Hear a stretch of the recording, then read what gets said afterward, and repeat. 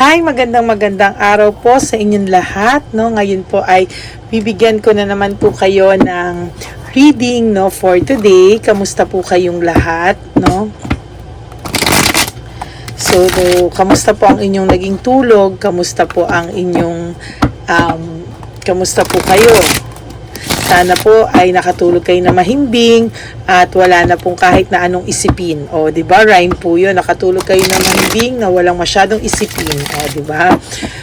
So, tingnan po natin ngayon kung ano po ang makikita natin sa araw na ito, sa araw ng Lunes, no? Kung saan ay okay na po ang aking boses, ang aking pakiramdam, no? Minsan po may pagkapraning na lang po tayo sa mga sakit-sakit, Yan. So, ngayon po, tingnan na po natin, Ay, hindi po wala ako nakainom ng luyang dilaw sa mga oras na ito. Mamayang gabi na lang po, no? Habang ako ay magbibigay sa inyo ng reading mamayang gabi, ako po ay iinom ng luyang dilaw. So, simulan na po natin. Ano po kaya ang makikita natin, Ano po kaya ang makikita natin ngayon sa mga oras na ito? Okay? Separation, ako. Unang cards ay separation. Yan. Finding peace, no? Home celebration, love. Ang iniisip po ng taong ito sa mga oras na to ay kahit anong mangyari, mahal mo pa daw po siya, no? Kahit po siya ay may iba na, kahit po siya ay may iba na, ayan, no, iniisip po ng taong to na kahit po siya ay may iba na, siya ngayon ay may kasamang iba, siya pa din daw po ay mahal mo. Well, ang iniisip niya po talaga ay kahit anong mangyari, mahal mo pa raw po siya. Oh, edi wow. Ang taong to po ay may excess pride, no? Talagang distracted po siya, pero sa totoo lang po, sa lahat ng distraction niya sa buhay sa ngayon, iniisip po ng taong to na mahal mo pa siya, no? Parang hindi niya po kakayanin or masasaktan po itong taong to, no? Pagka nabulaga sa kanya balang araw na naka-move on ka at hindi mo na siya mahal, no? Kasi sobra mo po itong minahal, Sobra mo po itong minahal, sobra mo po itong minahal, sobra mo po itong inalagaan kahit na nasa abroad ka nga. Yung iba yung for those of you na nasa LDR at malayo, no? Hindi, lahat po, no? Binigyan mo po ito, sinustentuhan mo pa rin po ito, binigay mo lahat ng gusto. Kaya hindi po ito makakapaniwala na hindi mo siya mahal, no? And for those of you kahit nasa Pilipinas, binigay mo pa rin po ng todo lahat, no? Pero sinira niya po ang tiwala mo, broken dreams, shattered dreams. Ayan. So, ang title po ngayon ay, kasi ayan, may disappointment po siya, meaning hindi po matatanggap ng itaong to kapag hindi mo na siya mahal. So, masasaktan at masasaktan po talaga to ng gusto pag nalaman niya na hindi mo na siya mahal balang araw. So, ang title natin ngayon is, masasaktan siya ng husto pag nalaman niya na hindi mo na siya mahal at ayaw mo na sa kanya. Boom!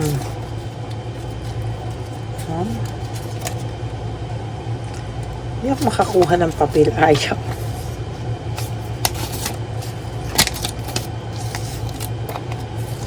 Yan. So,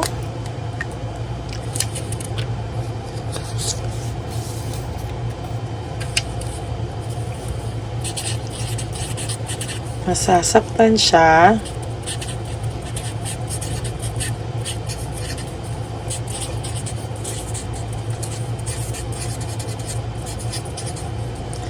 pag nalaman niya na hindi mo na siya mahal.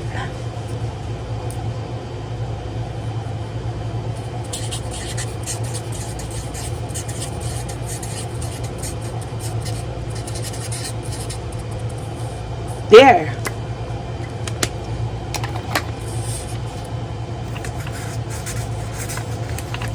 Tama ba to? Masasaktan siya ng husto pag nalaman niya na hindi mo na siya mahal. Yan, no? Masasaktan po ito talaga pag alam niya na ayaw mo na sa kanya, pag hindi mo na siya mahal, or nakapag-move on ka na, hindi niya po kayang tanggapin eh. Oh. At ikaw, okay lang sa'yo kahit maging friends kayo, kahit na friendship, pero sa totoo lang siya, hindi niya yan matatanggap na friendship lang kayo. Kasi itong taong to ay insecure at darating kasi ang araw no, na siya naman na madidisappoint sa buhay at kakailanganin ka dito. Pero sana pagdating na yon wala ka na. Lahat ng nangyari sa inyo ay dahil sa impulsive decision niya na hindi niya talaga pinag-isipan. Yun ang nakakalungkot kasi, no? Tapos ikaw pa yung siniraan niya sa ibang tao, in-isolate ka niya, no? Parang gusto niya maramdaman mo na ikaw talaga yung may burden, mapunta sa iyo yung burden, ano? Kumbaga sa bola, initsa niya sa iyo yung bola para hindi ka makamove on. Pero ikaw, sabi ng universe, dapat daw mag-isip ka, no? Mag-isip ka na hindi naman daw ito talaga, ang nangyari. Magkaroon ka ng fresh start and a new beginning sa buhay mo. You deserve it daw, kapatid, ano? Deserve mo raw yan. There's sacrifice, ang dami mo na raw sinakripisyo para sa taong ito, no? So, dapat daw hindi na. There's maintaining control, no? Wala na siyang control sa'yo. Tinanggal mo na yung control nito sa'yo. Okay?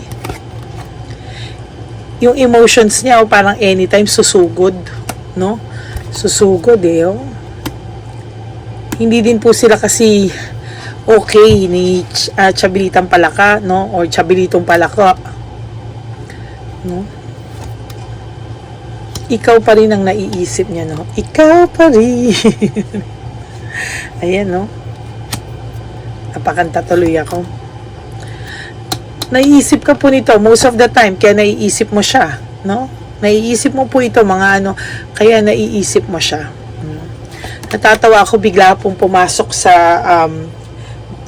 isip ko ngayon, yung sinabi ng isa sa mga subscribers ko nung nag-message po, isa po sa inyo, no? Sinabi niya na, alam niyo po ba, nakaboses niyo si Karen Davila? At ang akala po niya ay may sideline daw po si Miss Karen Davila at ayaw lang daw po magpakita kasi sikat siya, no? Pero sad to say po, hindi po ako si Miss Karen Davila, diba? Hindi po ako yon. Ako po ay si Lady Elena, no? Na simpleng tao lang at hindi po kilalang tao. At to be honest with you, ayoko pong sumikat. At gusto ko lang pong magbigay ng readings at mission ko po ito, no? Kaya natawa po ako kasi naalala ko siya, no? So this person, back to the regular programming po, no? So this person is really selfish, no? Iniisip niya lang po lagi yung sarili niya, ano makakabuti sa kanya. Hindi niya po inisip yung magiging feelings mo. There's jealousy and insecurity. So pag nagkaroon ka pa po ng magandang buhay, I tell you, no? Iniisip niya po na hindi mo deserve, dapat kayo na lang dalawa, magbalikan na lang kayo. Pero to be honest with you, sa kayabangan niya, I don't know kung gusto mo pa po itong balikan. For some of you, gusto pa rin po, gusto lang nyo na matututo ng leksyon Umaasa kayo na somehow, marirealize nyo yung worth nyo kasi right now, ibang-iba talaga si Chabilita sa inyo, no? Talagang complete opposite nyo si Chabilita. So, iniisip nyo na baka naman ma-realize mo, no, na iba ako, iba si Chabilita. Yeah. Nare-realize niya naman po yun sa totoo lang sa mga oras na to. Kaya lang po, to tell you honestly din, wala siyang magawa kasi po, naipit po siya sa isang sitwasyon na siya rin po ang gumawa, no? Naiipit po siya sa isang sitwasyon na siya rin na may kagagawan, siya rin na may kasalanan. Kumbaga, karma niya po yan, no? Si Chabilita ay karma niya at karma rin siya ni Chabilita. So, pareho sila ng palakang yan na karma nila ang isa't isa. This relationship is a karmic situation, karmic relationship, meaning karma po nila ang isa't isa, no? Kaya kung tatanungin nyo sa akin kung mahal nila ang isa't isa, no. They're just using each other for their own purpose. Ayan, no? Ginagamit lang po nila ang isa't isa, no, sa pangkanya at pangsariling purpose no? There are so many unresolved issues, no? And there's lot of emotional baggage, no? Ikaw po ay kahit papano naisip mo na gusto mo lang ngayon ay peace of mind, no? Yun lang po ang gusto mo, ay peace of mind, no? Wala nang iba. But your person or your ex has frustration in life, no? May frustration po siya ngayon. Iniisip niya, bakit hindi ako maging masaya? Bakit yung happiness ko is just pretending? Bakit yung happiness ko ngayon is more on fake, no? Fake happiness, no? So may frustration po siya, saan daw siya nagkulang, no? So samantalang ang tingin niya, ikaw po ay nagkasala sa kanya at feeling niya, no, ikaw yung bumitaw or ikaw yung may kasalanan, in other words, no? Sa iyo niya talaga sinisi lahat, sa ugali mo daw, sa lahat, sa ikaw na, aminin mo na, pati pagpatay kay Rizal, aminin mo na. But he has resentment and desire to reconcile. Ang hirap kasi sa taong to, sisi ng sisi sa'yo, pero sa totoo lang, sisi siya ng sisi sa'yo, pero ano, 'di ba?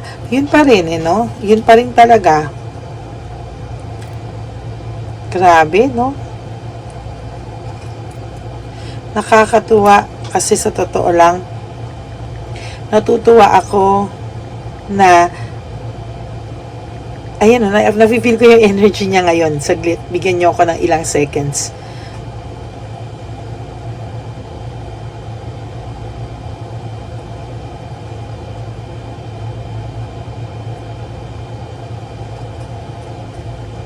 Ayan. Hindi sila okay po ni Chabilitang Palaka.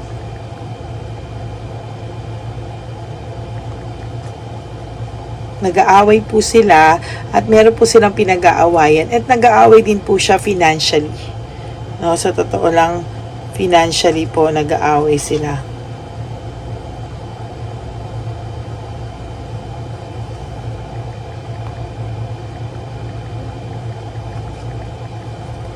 Ayan o, hindi sila nagkakaintindihan.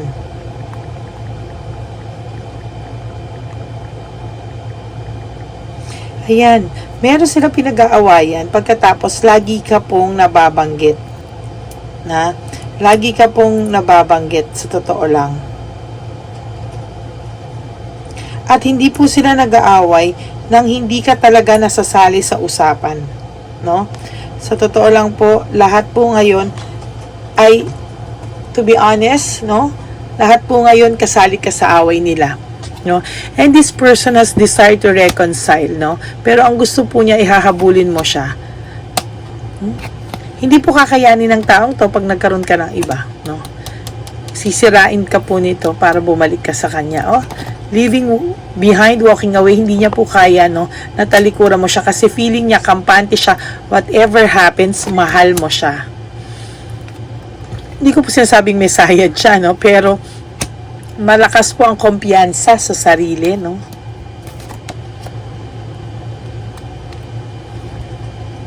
Malamang yung iba po sa inyo ay may gustong harapin, no? Sa legal na paraan o legal na pamamaraan. Ikaw po ay nakaka-recover na, meaning nakaka-adjust ka na po. Hayaan mo po siya ang confused. Ikaw po ay may clarity pero nasasaktan ka pa rin po. Kahit sa gusto mo o sa ayaw mo. Pero may acceptance ka na po no? May acceptance ka na po. And there's emptiness and loss. So yun po mga kapatid, hindi niya po kakayanin, no? Masasaktan po siya ng husto kung masasaktan po siya ng husto pag nalaman niya na hindi mo na siya mahal. Yan.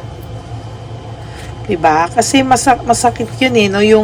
Yung kampante tas all of a sudden ay hindi na pala ako mahal nito, diba? Parang asang-asa siya na whatever happens babalik ka pa sa kanya, yung pala hindi na. So yan po ang ating reading for today. Konting pagsilip lang po sa pakiramdam niya, sa feelings niya. So marami pong salamat for waiting for my video, no? Kasi sa totoo lang po, medyo na late po ako ng gising at ma-upload ko pa po to baka mamaya pang 10 or 11, pag okay na po ako, nakasettle na sa lahat ng gagawain, at may mga iba pa rin po akong private readings, no? So maraming pong salamat sa inyo lahat for always being there to watch, no? And to ask for guidance, no? Somehow I feel a lot better now. Thank you for your prayers. At maraming pong salamat talaga sa inyo. You are all my inspiration. I love you all. To all my subscribers, family, and friends, no? To Lady Elena's friends, Lady Elena's family, and Lady Elena's subscribers, no? Mahal na mahal ko po kayo. I mean, alam nyo po at nararamdaman nyo, konektado tayo, no? Sasabihin mo, bakit ba ako palagi na lang ako, parang ako hinuhulaan ito ni Lady Elena? You know why? Because we are connected. At kahit nasa malayong lugar ka at kahit hindi tayo nakikita, konektado tayong dalawa, no? Huwag po kayo mahiya. For those of you who wants to have a private reading with me, you can always message me po sa only legit account ko na FB. Yun po ay ang Lady Lee Elena. That's LADYLY Elena, no? Yan po. Mamaya po, magbibigay po ako ulit ng free readings. So, for those of you na mag-aantay, baka gabi na po ako makapag-upload, no? But, I'll make sure po na hindi ko kayo makakalimutan at mag-upload po ako whatever happens. Okay? So, thank you very much po and may God bless you all. Again, for those of you who wants to have a private reading with me, you can always message me at Lady Lee Elena. That's my only legit FB account, no? So, message nyo lang po ako dyan. But please be serious po. Hindi po joke ang tarot card. At pagka naman po kayo sa akin ng conversation at sinagot ko po kayo, wag nyo naman po ako bigyan ng thumbs up lang, no? Kasi okay lang po kung sabihin nyo papaschedule kayo or hindi, no? So, ganun lang po, no? Thank you very much and I love you all. God bless you. Bye!